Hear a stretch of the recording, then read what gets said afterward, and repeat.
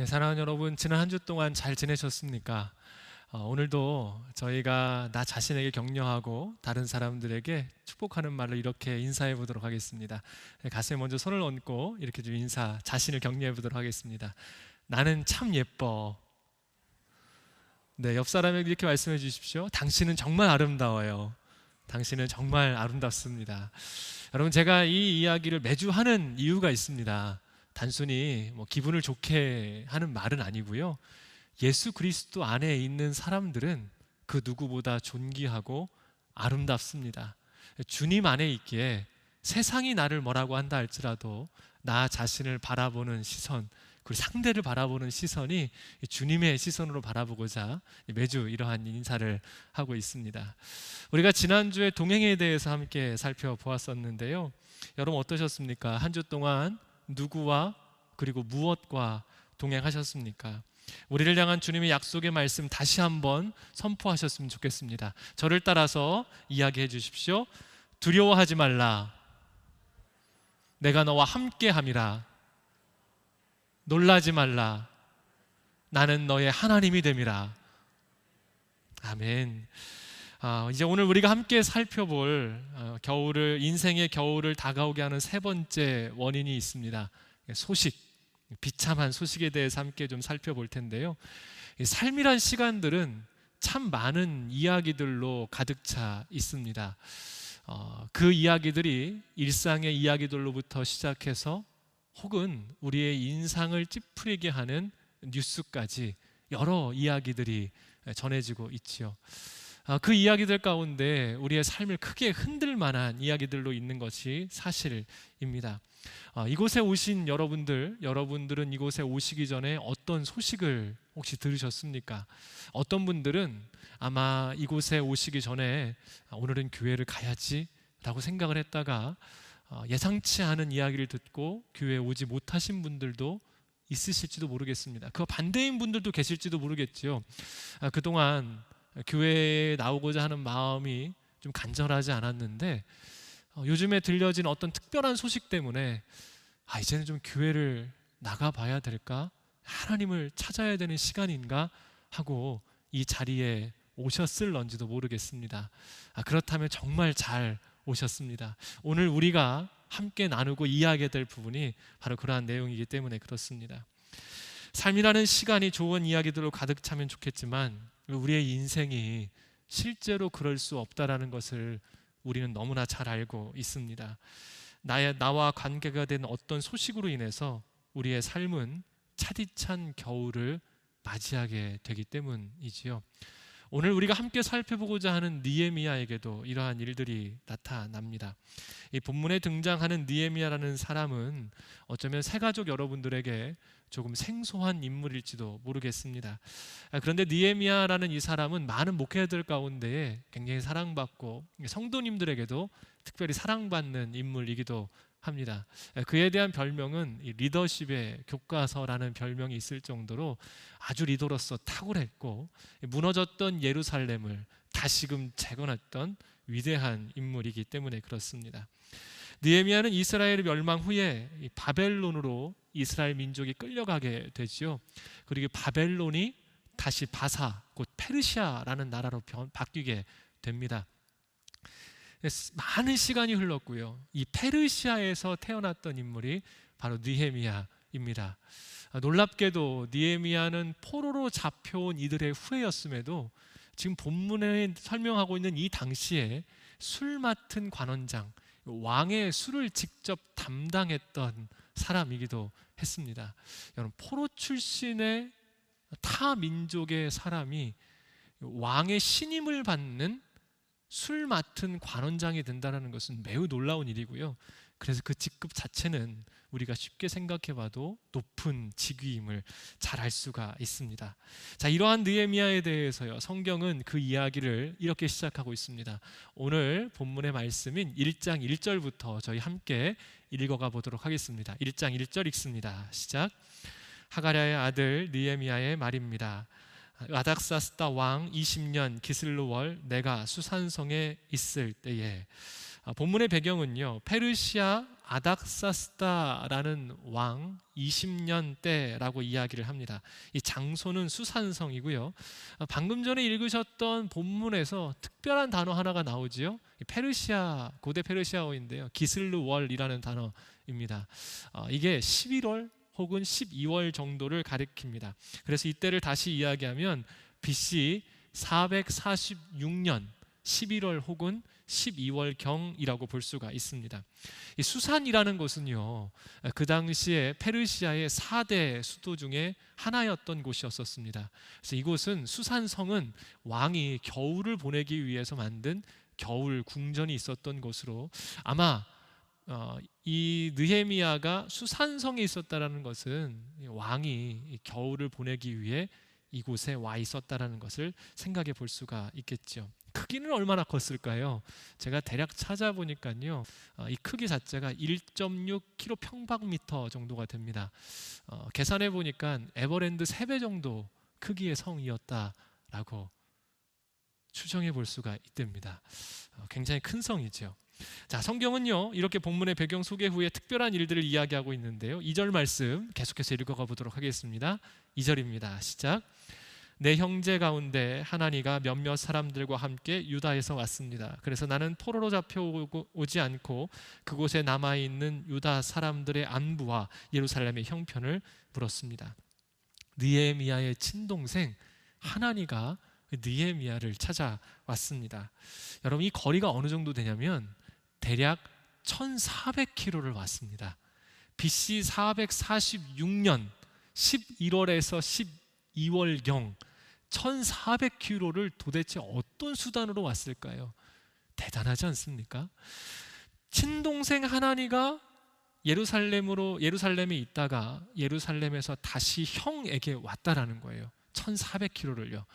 여러분, 1400km를 동생이 형을 찾아왔다면 보통 안부로 왔겠습니까? 특별한 이유가 있겠습니까? 일반적으로 특별한 이유가 있었겠죠. 맞습니다. 그냥 왔을 리가 전혀 없습니다. 그 이유에 대해서요, 3절에서 이렇게 이야기해주고 있습니다. 계속해서 3절 말씀 읽도록 합니다. 시작. 그들이 내게 말했습니다. 포로로 잡혀오지 않고 그 지방에 남아있는 사람들은 지금 큰 고난과 수모를 당하고 있습니다. 예루살렘 성벽은 무너졌고 그 성문들은 다 불에 탔습니다.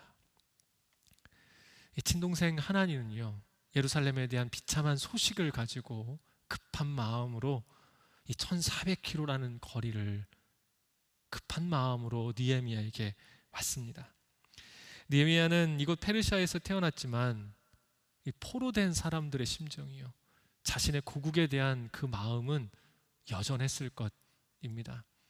우리나라에서도 이 땅을 떠나 이주하셨던 많은 분들이 한국에 대한 그리움을 가지고 있는 것처럼 유대민족은 그 마음이 더욱더 특별했고, 특별히 느헤미야는 하나님에 대한 신앙을 저버리지 않았고 자신의 몸은 타국에 있지만 하나님의 백성으로 그 삶을 영위했음은 물론이고요, 예루살렘에 대한 그 마음은 더 오히려 뜨겁게 있었던 사람이었습니다.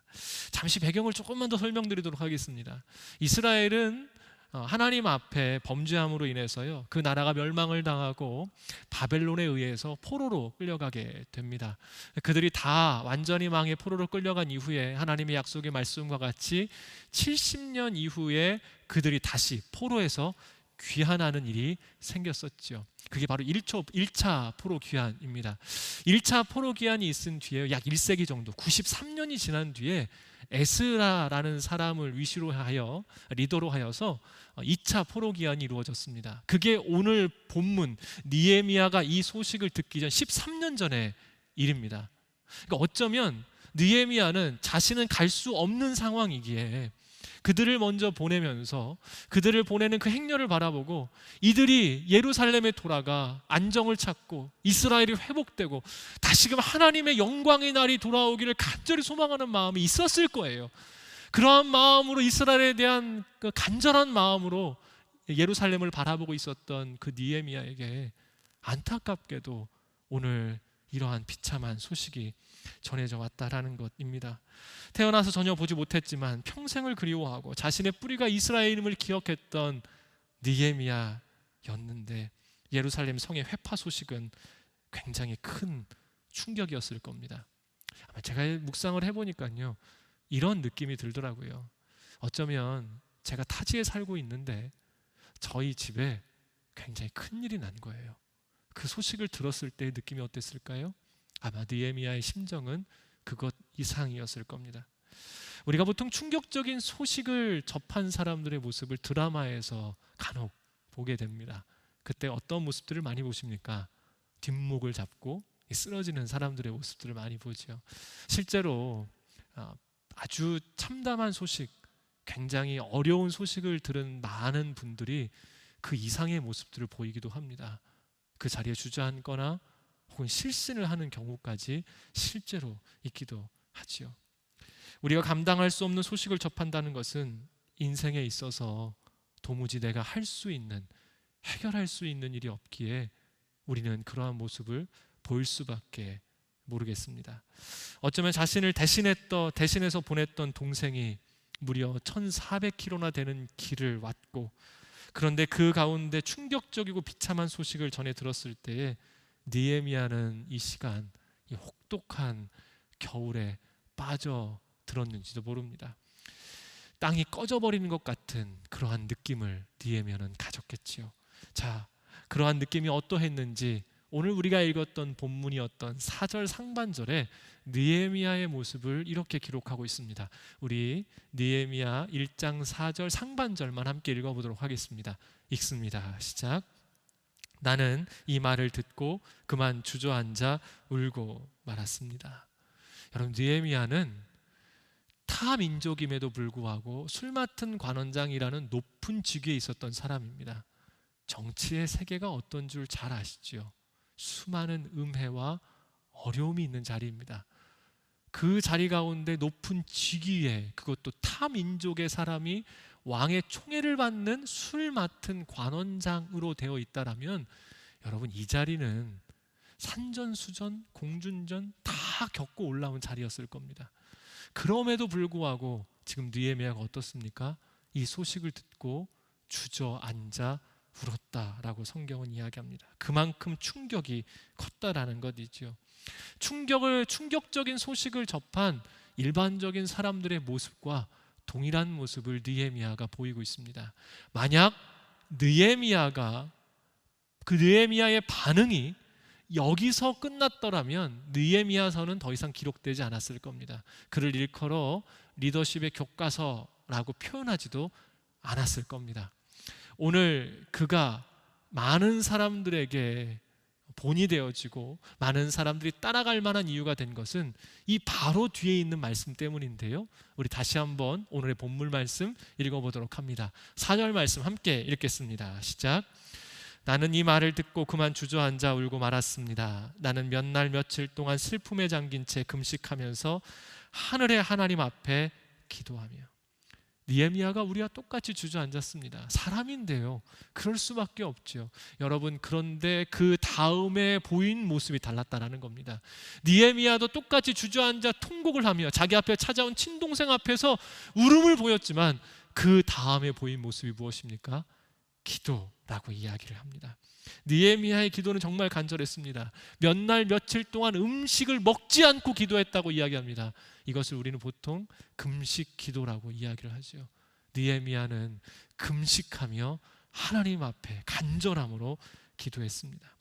우리의 삶이란 언제든 비참한 소식, 감당할 수 없는 충격적인 소식을 접할 수 있습니다. 사람이기에 마음은 무너지고 주저앉는 것이 어쩌면 당연한 일입니다. 만약 그렇지 않다면 그는 마음이 없는 사람이거나 그 소식이 자신에게 별로 중요하지 않는 것일 겁니다. 사랑하는 여러분, 우리의 삶을 갑작스럽게 매우 혹독한 겨울로 만들어버리는 충격적이고 혹은 비참한 소식이 다가왔었을 때 우리로 하여금 그것으로부터 벗어날 수 있는 방법을 성경은 뭐라고 이야기하고 있습니까? 기도라고 이야기를 합니다. 제가 이 말을 했었을 때요, 조금이라도 신앙생활을 하셨던 분들에게는 어쩌면 이러한 생각이 떠올랐었을런지도 모르겠습니다. 너무 뻔하지 않은가? 아니 뭐 기도해야지. 맞지요? 하지만 여러분, 이건 뻔한 답이 아닙니다.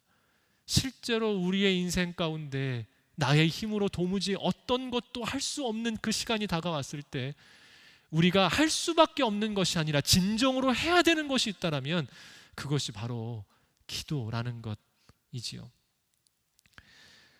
느헤미야는 간절히 기도했고 하나님께서 그에게 놀라운 일을 실제로 이루셨습니다. 어떠한 일들이 이루어졌는지 말씀을 통해서 조금 더 살펴보도록 하겠습니다. 느헤미야 2장 1절 말씀 우리 계속해서 읽어보도록 합니다. 1절입니다. 시작. 아닥사스다 왕 20년 니산월에 나는 왕에게 술을 따르는 일을 맡았기에 술을 가져다 왕에게 따라 드렸습니다. 평소와는 다르게 내가 왕 앞에서 슬픈 기색이 있는 것을 보고, 오늘 우리말 성경에는 번역되어 있지 않지만 이 중간에 와헤이라는 단어가 섞여져 있습니다. 이 와헤이라는 단어는요, 그리고 그 일이 있었다라는 의미를 가지고 있습니다. 원어의 의미를 가지고 다시금 조금 더 직역하여서 넓게 풀어보면 오늘 우리가 읽었던 이 본문을 이렇게 해석할 수가 있습니다. 기슬루월에서 니산월까지 기도했더니 그리고 그 일이 있었다. 기슬루월에서 니산월 정도는요 대략 4개월 정도가 됩니다. 그러니까 11월이었다면 3월, 12월이었다면 거의 3, 4월까지 느헤미야가 계속해서 4개월 동안 기도를 했다라는 것입니다. 그리고 그 일이 있었다라고 성경이 이야기를 합니다. 여러분, 혹시 이 4개월이라는 숫자에 특별한 의미가 부여된 것이었을까요? 아닙니다. 중요한 것은 4개월은 큰 의미가 없습니다. 오늘 본문이 우리에게 이야기하고 있는 중요한 메시지 한 가지는 4개월 동안 기도하라는 것이 아니라 하나님의 응답이 있을 때까지 느헤미야의 기도가 멈추지 않았다라는 것이 굉장히 중요한 메시지입니다. 저를 따라서 한번 좀 해주십시오. 기도하되 끝까지 기도하라. 기도하되 끝까지 기도하라. 한 번 더 따라해 주십시오. 기도하되 응답하실 때까지 기도하라. 기도하되 응답하실 때까지 기도하라. 여러분, 이게 정말 중요합니다. 오늘 느헤미야 안에 하나님의 놀라운 역사의 은혜를 경험했던 이유가 있다면 그는 끝까지 기도했다라는 것입니다. 말씀은 계속해서 상황을 이렇게 전하고 있는데요, 느헤미야 2장 2절 말씀 우리 함께 읽어가도록 합니다. 읽습니다. 시작. 왕이 내게 물었습니다. 네가 아프지도 않은데 너의 안색이 왜 그리 슬퍼 보이느냐? 마음에 근심이 있는 게 분명하구나. 나는 무척 두려웠지만. 이상하지요? 술 맡은 관원장 옆에 있으니까요, 왕이 당연히 얼굴에 근심이 있는 걸 보고 물어보는 거예요. 야, 오늘 너 좀 안색이 안 좋다? 근심이 있니? 이렇게 물어봤습니다. 그런데 우리가 읽었던 2장 말미에 보니까요, 이것 때문에 느헤미야가 굉장히 두려웠다라고 이야기를 합니다. 여러분, 혹시 왜 두려웠는지 아시겠습니까? 왕이 관심법을 쓴 것은 아니고요, 이유가 있습니다. 그 당시에 고대 근동에 있었던 나라들의 대부분의 법령 혹은 그 나라의 중요한 법이었다라고 이야기를 하는데요, 신하는 어떤 일이 있어도 왕의 심기를 건드리는 일을 해서는 안 된다는 것이었습니다. 그래서 자신의 근심 어린 얼굴을 보여 왕의 심기를 건드리게 되면 그 다음이 뭘까요? 죽게 됩니다. 특별히 왕과 가까이 있는 사람들은 그래서 개인적인 일들로 인해서 혹은 왕에게 전달해야 될 어떠한 일들로 인해서 감정을 먼저 드러내 보이는 것을 극히 꺼려하였고, 이것은 사형에 해당되는 큰 죄였기 때문에 이들에게 있어서 그 자신의 감정을 표현하는 일은 극도로 제한되어져 있었습니다. 그런데 느헤미야가 예루살렘의 소식을 듣고 4개월 동안 기도를 하다 보니 자신의 마음 가운데 예루살렘을 향한 마음이 너무나 커서 평생 하지 않았던 아주 큰 실수를 하고 말았습니다. 그러니까 왕의 그 말은요, 너 지금 죽을 수도 있다 라는 이야기였던 거예요. 그러니 이 느헤미야가 근심할 수밖에 없었던 것이지요. 굉장히 위험한 상황이 됐습니다. 갑작스런 위기에 느헤미야 무척 두려웠지만 뭐라고 대답했을까요? 우리 3절 말씀 계속해서 읽어가도록 하겠습니다. 3절입니다. 시작. 왕에게 말했습니다. 왕께서는 만수무강하옵소서. 제 조상들이 묻혀있는 성이 폐허가 됐고 그 성문들이 불에 타 허물어졌으니 어찌 슬프지 않겠습니까? 정말 지혜로운 대답을 했습니다. 이 고대 근동에서 모든 나라에 통용되는 한 가지가 있다면 조상들의 묘에 대해서 굉장히 중요하게 여겼습니다. 느헤미야는 지혜롭게 대답을 했고요. 실제 이 일이 일어났지요. 예루살렘이 회파되면서 그 땅에 있었던 묘들이 다 이렇게 어렵게 되지 않았겠습니까? 그렇기 때문에 느헤미야의 대답은 굉장히 지혜로운 대답이었었습니다. 하지만 이제 문제는 왕이 과연 이 이야기를 어떻게 받아들일 것인가가 문제입니다. 어떻게 받아들였을까요? 계속해서 우리 4절 말씀 읽어가겠습니다. 시작. 왕이 내게 물었습니다. 네가 무엇을 원하느냐? 그때 내가 하늘의 하나님께 기도하고. 여러분, 이거 정말 놀랍지 않습니까? 이 시간에요, 죽을 수도 있었는데 오히려 왕이 네가 원하는 게 뭐냐라고 물어봤어요. 정말 놀라운 일입니다. 이 놀라운 일이요, 여러분 어떻게 이루어졌을까요? 왜 이러한 일이 이루어졌다고 생각을 하십니까? 성경이 우리에게 주는 단서는 딱 하나밖에 없습니다. 바로 이것이 기도의 능력이라는 것이지요. 느헤미야가 하나님께 기도했기에 하나님께서는 은혜로 왕의 마음을 부드럽게 하셨습니다. 제가 이것을 확신할 수 있는 이유가 있습니다. 하나님께서 이 일을 행하셨다라는 그 이유가요, 그 이후의 말씀을 보게 되면 왕이 왕비와 이 시간에 함께 있었다라는 표현을 씁니다. 여러분, 그 무슨 말입니까? 아마 국사를 논의하는 것보다 왕비와 함께 사적인 시간을 즐기고 있었을 가능성이 굉장히 높은 시간입니다. 일반적인 국사를 논의할 때에도 이러한 표정을 보인다는 것이 금기시 되어 있는데, 아니 왕비와 사적인 대화를 하는 이 왕이 흥에 겨워서 술을 마시는 그 시간에 근심 어린 얼굴을 보였다는 것은요, 굉장히 위험했겠죠. 근데 이 시간에 왕의 마음이 부드러워졌어요. 여러분, 이게 보통 일이겠습니까? 그리고요, 왕이 이렇게 네가 원하는 것이 뭐냐라고 물었을 때 이 느헤미야가요 바로 이어서 바로 그때 기도했다라고 나옵니다.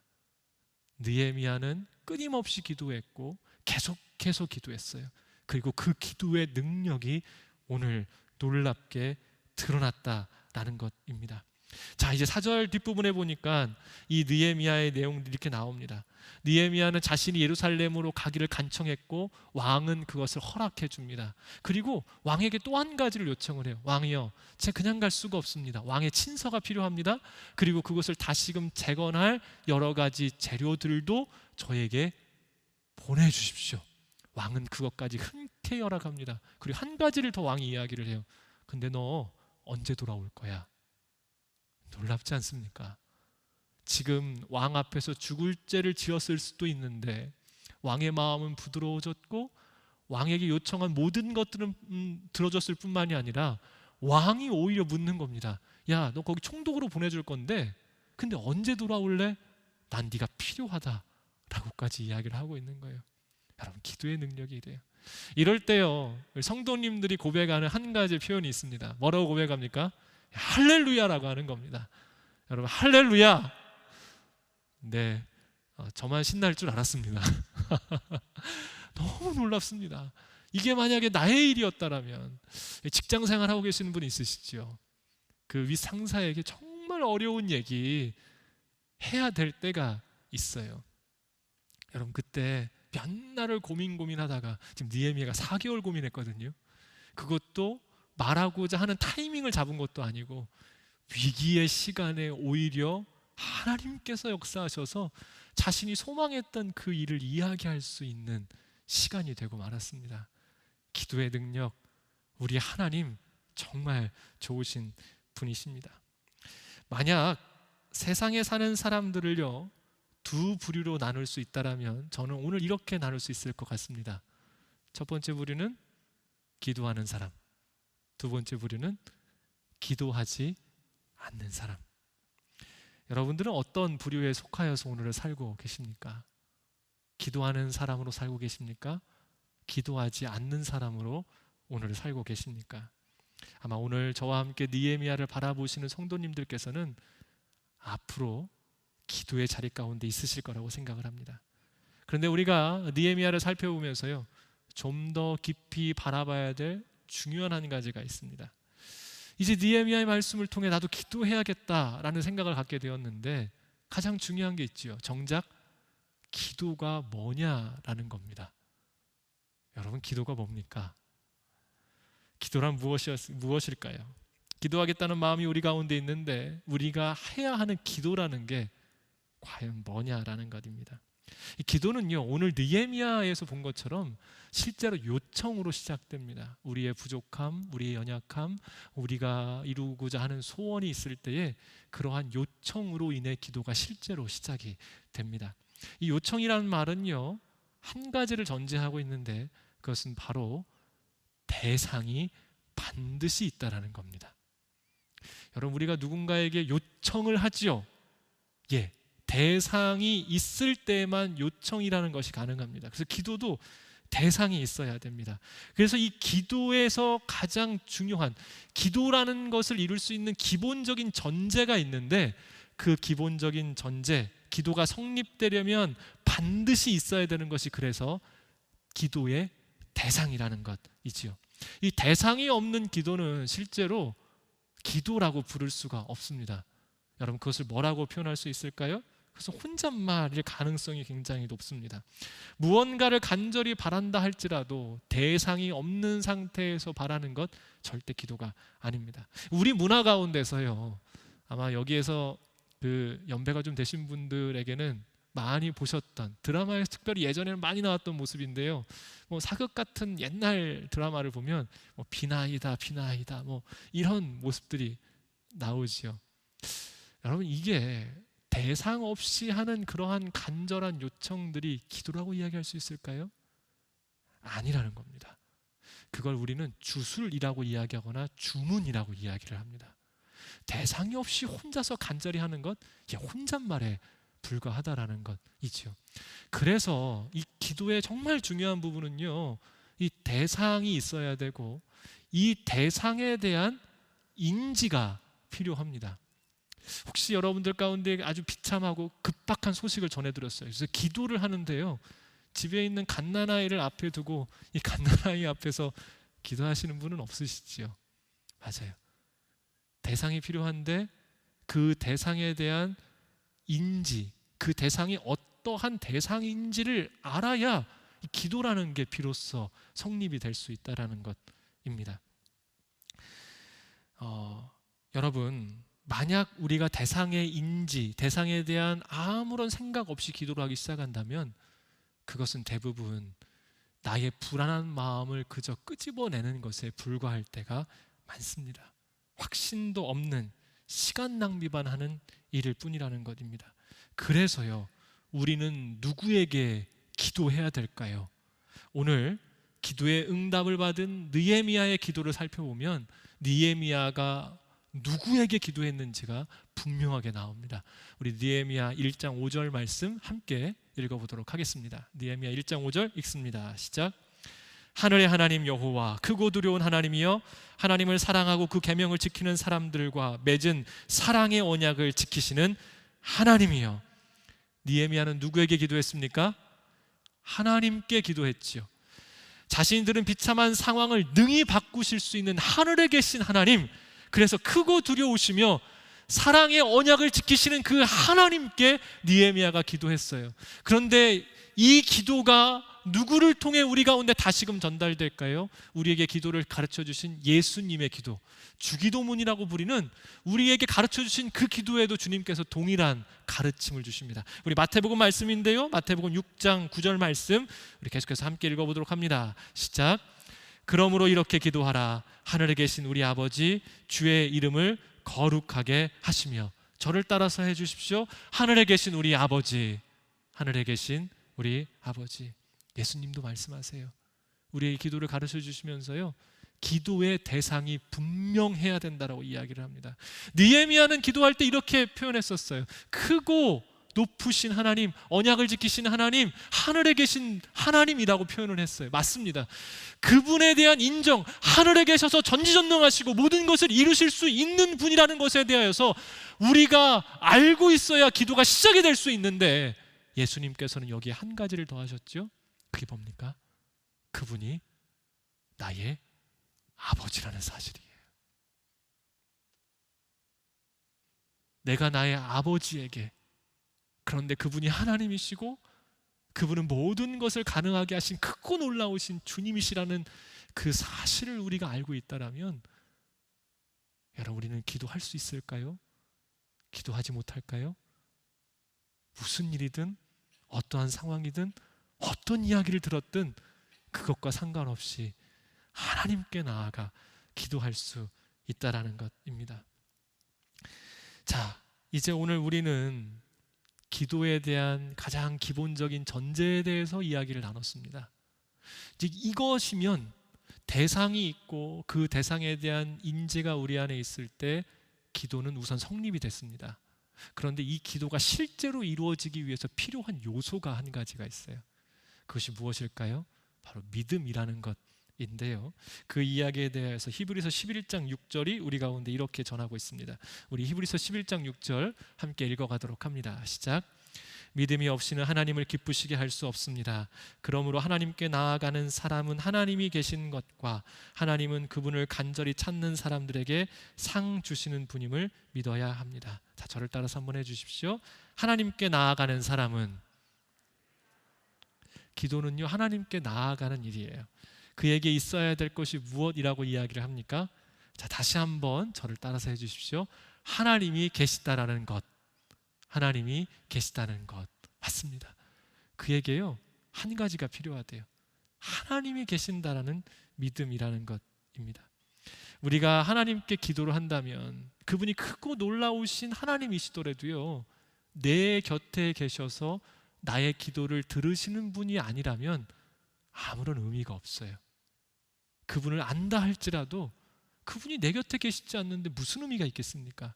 그래서 기도하는 사람들이 이 기도가 온전히 드려지기 위해서 필요한 가장 중요한 요소, 실제로 기도가 이루어지기 위해서 필요한 요소는 믿음이라는 겁니다. 어떠한 믿음입니까? 내 곁에 계셔서 나의 기도를 듣고 계신다라는 믿음. 여러분, 그런데 여기 한 가지가 더 필요합니다. 그것이 무엇일까요? 자, 저를 따라서 해주십시오. 간절히 찾는 사람들에게 상 주시는 분. 간절히 찾는 사람들에게 상 주시는 분. 맞아요. 듣고 계시는데 반응이 없어요. 기도해도 소용이 없잖아요. 그분은 하나님이시고 나의 아버지셔서 내 곁에 계셔서 나의 기도를 들으시는데 간절히 찾는 자들에게 상 주시는 분이시라고 성경은 오늘 우리에게 이야기하고 있습니다.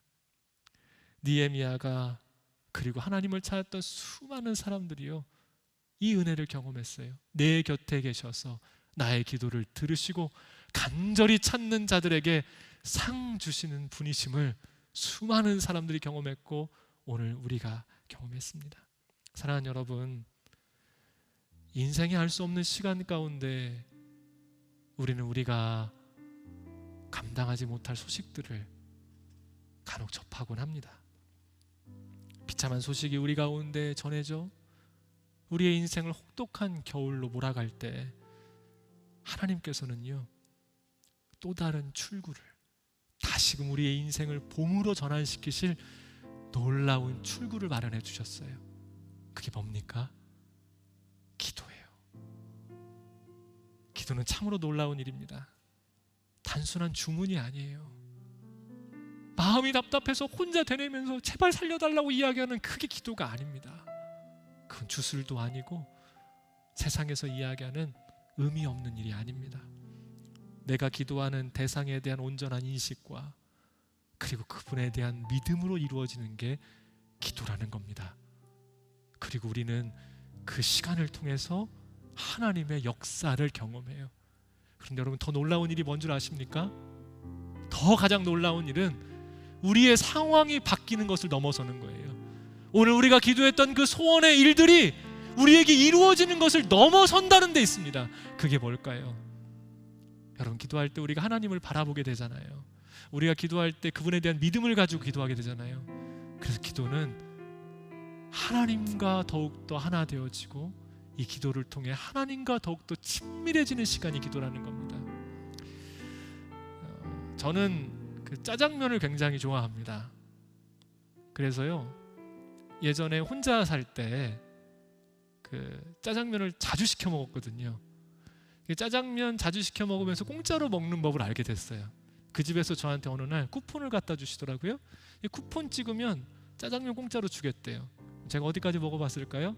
그 쿠폰으로 짜장면, 탕수육, 팔보채 많이 먹었습니다. 여러분, 그런데 그 짜장면을 더 많이 원 없이 먹을 수 있는 방법이 있어요. 그게 뭔 줄 아세요? 짜장면집 아들로 태어나는 겁니다. 사랑하는 여러분, 기도를 통해 하나님이 우리 가운데 역사하실 수 있어요. 그런데 더 놀라운 일이 뭔 줄 아십니까? 그분과 친밀해지는 거예요. 단순히 기도의 능력으로 상황이 바뀌어지는 것이 기도의 목적이 아니에요. 기도는 하나님을 알고 그분을 믿음으로 나아가기 때문에 기도하는 자들은 하나님의 역사를 경험하는 것뿐만이 아니라 그 시간을 통하여서 하나님과 하나됨으로 인해, 하나님과 더욱더 가까워짐으로 인해 우리의 삶에 더 놀라운 은혜 앞으로 나아갈 수 있다는 것이지요. 오늘 간절히 소망합니다. 오늘 이 기도의 놀라운 은혜의 일들이 여러분들 가운데 이루어지기를 주님의 이름으로 축복합니다. 근데 이것을 꼭 기억하십시오. 기도는 의무가 아니라 그래서 특권입니다. 예수 그리스도께서 십자가에 달려 죽으심으로 인하여 오늘 우리는 예수님의 이름으로 기도할 수 있게 되었습니다. 사랑하는 여러분, 기도는 결코 의무가 아니에요. 기도는 결코 우리에게 일이 아니에요.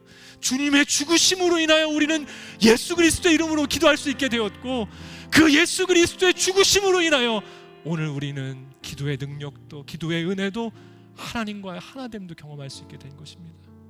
어떠한 상황일지라도 굴하지 마십시오. 어떠한 비참한 소식이 전해질지라도 우리가 기도할 수 있음을 기억하십시오. 그 기도의 능력을 경험하십시오. 오늘 기도하는 자마다 하나님의 충만하신 은혜가, 주님과 하나 되어지는 놀라운 은혜가 경험되어질 줄로 믿습니다.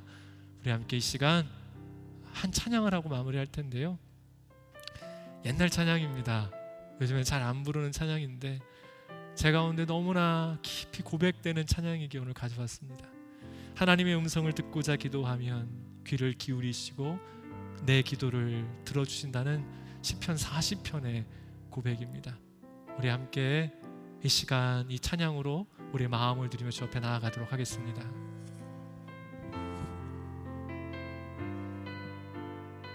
하나님의 음성을, 하나님의 음성을 듣고자 기도하며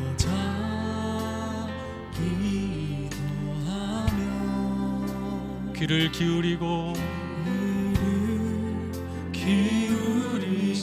나의 기도를 들어주신다네.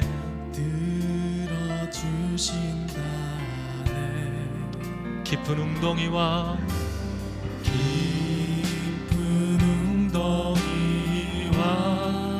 수렁에서 끌어주시고 아멘. 나의 발을 반석 위에 세우시사 나를 튼튼히 하셨네. 우리 한 번 더 찬양할 텐데요. 찬양이 좀 익숙해지신 분들은 잠깐 눈을 감고 가슴에 좀 손을 얹으셨으면 좋겠습니다. 제가 가사는 불러드리겠습니다. 여러분께 불러드리는 가사를 통해서 이 시간 기도의 결단으로, 하나님 앞에 나아가는 기도의 고백으로 다시 한번 우리 찬양을 고백하며 나아가도록 하겠습니다.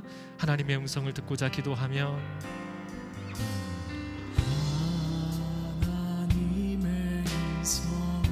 듣고자 기도하며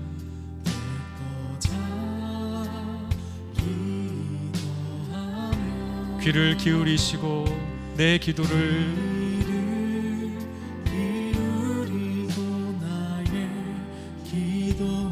들어주신다네.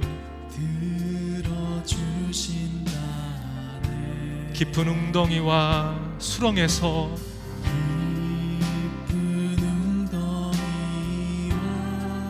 수렁에서 끌어주시고,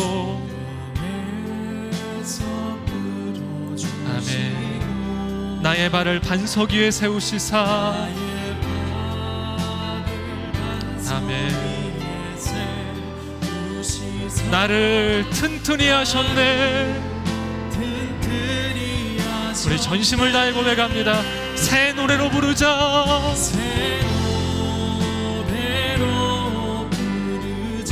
하나님께 올릴 찬송을, 새 노래로 부르자.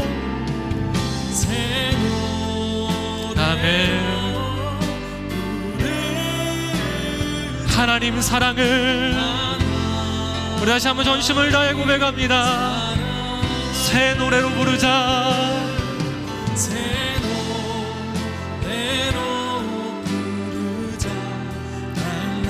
하나님께 올릴 찬송을, 아멘. 새 노래로 부르자.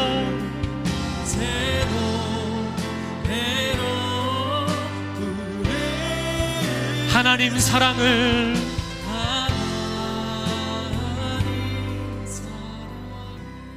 하나님,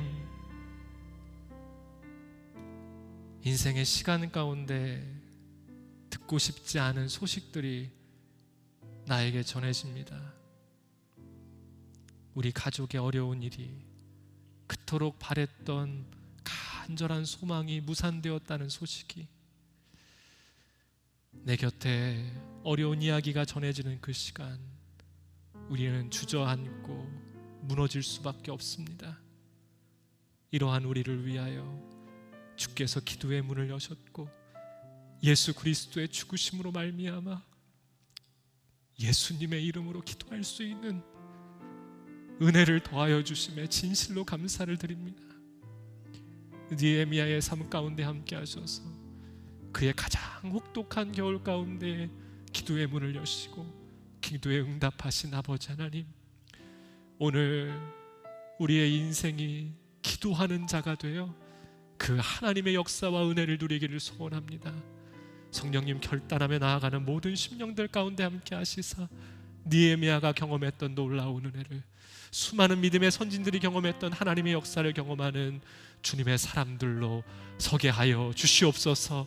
상황의 역전을 넘어 오늘 기도 가운데 바라보는 하나님과 더욱더 친밀하여져서 주 하나님의 크고 높으신 사랑을, 그 살아계심을 날마다 경험하는 주님의 사람들로 서기를 원하오니 성령님 함께 하시사 오늘 기도로 나아가는 모든 이들마다 하나님의 은혜로 주님의 놀라우신 역사하심 가운데 살아가는 귀한 이들로 살게 하여 주시옵소서. 감사드리오며 예수님의 이름으로 기도드립니다.